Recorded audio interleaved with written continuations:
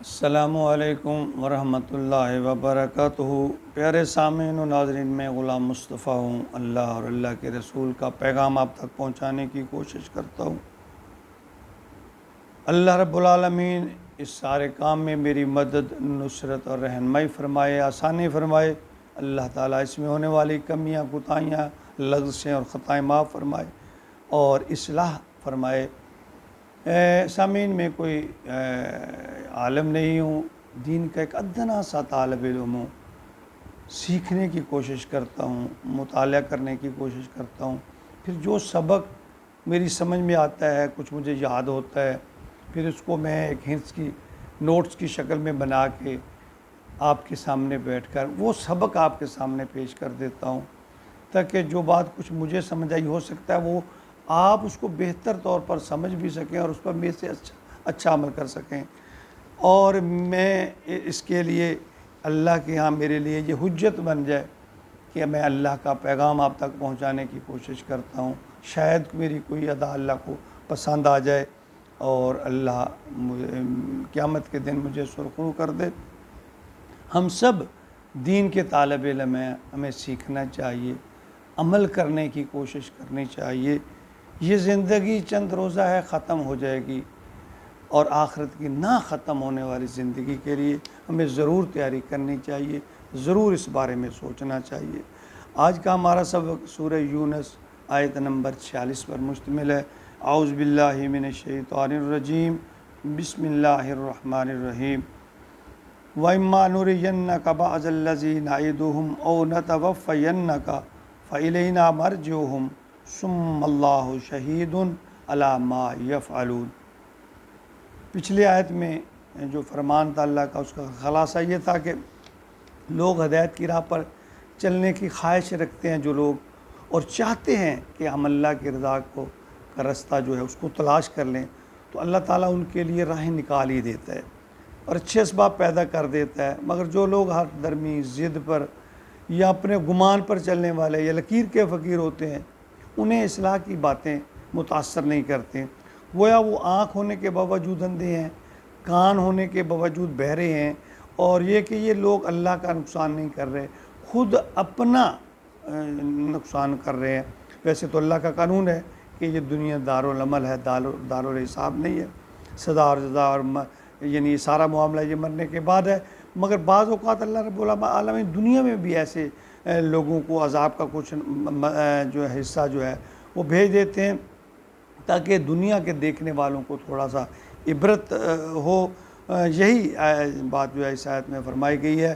فرمایا وَإِمَّا نُرِيَنَّكَ بَعْضَ الَّذِي، اور اگر ہم دکھا دیں آپ کو بعض لوگوں کو، نَعِدُهُمْ أَوْ نَتَوَفَّيَنَّكَ، یعنی ہمارے اس عذاب کا کچھ حصہ جس کا ہم نَعِدُهُمْ جس کا ہم وعدہ کرتے ہیں، أَوْ نَتَوَفَّيَنَّكَ، آپ کو وفات سے پہلے یعنی آپ کی زندگی میں، اے نبی اگر آپ کی زندگی میں یہ بھی ہو سکتا ہے کہ ہم انہیں کچھ نہ کچھ عذاب کا کچھ حصہ عبرت کے طور پر وہ دکھا دیں، فَإِلَيْنَا مَرْجِعُهُمْ، بس انہیں ہماری طرف ہی لوٹ کر آنا ہے۔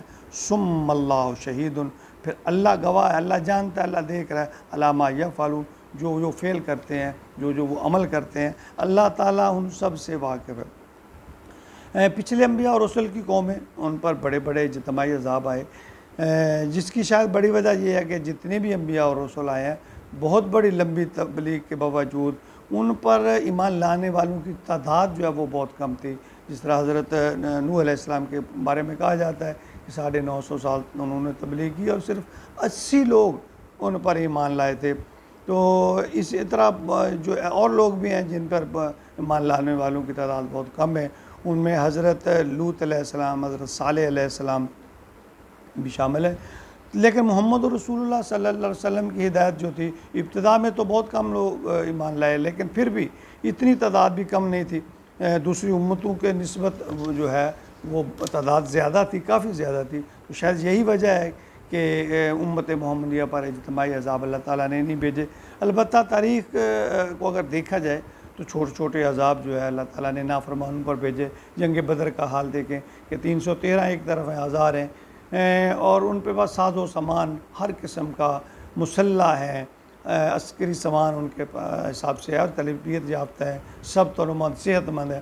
لیکن اس کے باوجود اللہ تعالیٰ نے ان کو نہ صرف شکست دی بلکہ اس جنگ میں بہت سے جو سردار لوگ ٹائپ کے لوگ تھے ان کے وہ مارے گئے، اور پھر فتح مکہ کے بعد بھی کفار پر کافی شکنجہ جو ہوا، جس کے لیے چند ماہ کی مہلت دی گئی کہ فسیحوا فی الارض اربعۃ اشہر، یعنی تم چند مہینے جو ہیں جو پھر لو، تمہیں چند مہینوں کی مہلت ہے۔ تو یہ اس میں آیت میں یہ ایک عنصر یہ بھی پایا جاتا ہے کہ بعض جو منکرین یا مشرکین ہیں یا کفار ہیں، نبی پاک صلی اللہ علیہ وسلم کو چیلنج کرتے کہ تم جس عذاب کا ہمیں ڈرا رہے ہو وہ عذاب لے آؤ۔ تو ایک طرف تو ان لوگوں کے لیے یہ ایک وارننگ تھی کہ دوسری طرف نبی کریم صلی اللہ علیہ وسلم کو بھی تسلی تھی، کیونکہ جب وہ تانا اور تشنیع اس طرح کے آپ کا کرتے ہو تو آپ کے دل میں کوفت ہوتی کہ یا اللہ یا تو ان کو ہدایت دے دے یا پھر ان کو کچھ دکھا۔ تو پھر اللہ تعالیٰ یہاں آ کے فرماتے ہیں کہ یہ تھوڑا سا تسلی کے لیے کہ میں عذاب دے سکتا ہوں، لیکن میں نے حساب کتاب کا معاملہ آخرت کے لیے چھوڑ رکھا ہے۔ یہ دنیا دارالعمل ہے، دارالحساب نہیں ہے، لیکن اللہ کا فرماتا ہے کبھی تھوڑا سا میں عذاب کا حصہ ان لوگوں تک پہنچا دیتا ہوں تاکہ کچھ دیکھنے والے جو ہیں وہ عبرت پکڑ لیں، اور میرے محبوب کو بھی یہ تسلی ہو کہ میں اللہ نے مجھے تنہا نہیں چھوڑا۔ اللہ فرما رہے ہیں قیامت کے دن میں ان سے خود نپٹ لوں گی۔ اگر فرمایا الینا مرجعہم ثم اللہ شہید علی ما یفعلون، اللہ فرماتے لوٹ کر تو میرے پاس ہی آنا ہے نا، انہوں نے سب نے، میں گواہ ہوں، میں دیکھ رہا ہوں ان کے اعمال کو، یہ جو اعمال کر رہے ہیں نا میں ان کی کرتوتوں کو دیکھ رہا ہوں۔ دیکھیں اللہ کی ذات بڑی عظمت والی، بڑی عظیم ذات ہے، جس نے یہ سارا کارخانہ کائنات بنایا، وہ ایک ایک ذرے پر اس کی نگاہ ہے، ایک ایک انسان پر اس کے اعمال اللہ تعالیٰ کی نگاہ میں ہے۔ ہم اللہ سے چھپ نہیں سکتے، لوگوں سے تو ہم اپنے عیب چھپا سکتے ہیں، اللہ سے نہیں چھپا سکتے۔ دیکھیں جب بھی غلطی ہو جائے، کوئی گناہ کا عمل ہو جائے، فوراً اللہ کی طرف رغبت کریں، اللہ سے توبہ کریں اور عہد کریں آئندہ میں نہیں کروں گا۔ دیکھیں انسان ہے، خطا کا پتلا ہے، کوشش کریں، یہ دنیا چند روزہ ہے، اور جس طرح سائنس بے شک ترقی کر رہی ہے، ہر انسان پریشان ہے، مشکلات میں ہے، تو سکون جو ہے وہ صرف اللہ کی ذکر میں ہے، اللہ کی یاد میں ہے، اور اس سے بڑھ کر یہ کہ قیامت کے دن یہ ہمارے کام آئے گا، اور پھر کا پچھتانا، پھر کا رونا، پھر کی دعائیں، پھر وہ کوئی کام نہیں آئیں گی۔